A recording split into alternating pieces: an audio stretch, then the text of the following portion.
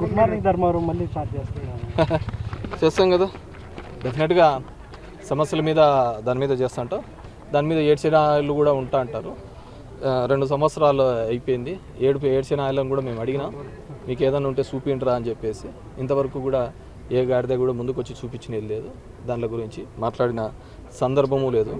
సరే, గాలి కూతలు కూసే వాళ్ళకు, గాలి మాటలు చేసే వాళ్ళకు కానీ మేము ఒక 2 years కూటమి వచ్చిన తర్వాత వాళ్ళు ఏ విధంగా చేస్తారు, ఇచ్చిన హామీలు ఏ విధంగా నెరవేరుస్తారు అని చెప్పేసి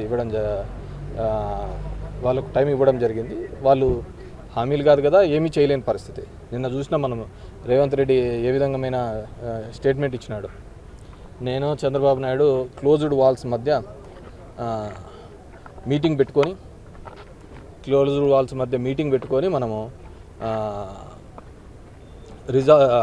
ఈ రాయలసీమ లిఫ్ట్ ఇరిగేషన్ని ఆపినాము అని చెప్పేసి చెప్పడం జరిగింది. దాంట్లో ఏంది, కేంద్రంతో చెప్పించి ఆపించే కార్యక్రమం చేసినాము అని చెప్పేసి కూడా చెప్పడం జరిగింది. అలా ఉన్నారు మన వాళ్ళు. ఇక్కడున్న వాళ్ళు కూడా మాట్లాడే పరిస్థితి లేదు. రాయలసీమ ప్రాంతానికి ఇంత అన్యాయం జరుగుతున్నప్పటికీ కూడా మాట్లాడలేని పరిస్థితిలో ఉన్నారు. మన దగ్గర ఎయిమ్స్ ఉంది, పోయింది.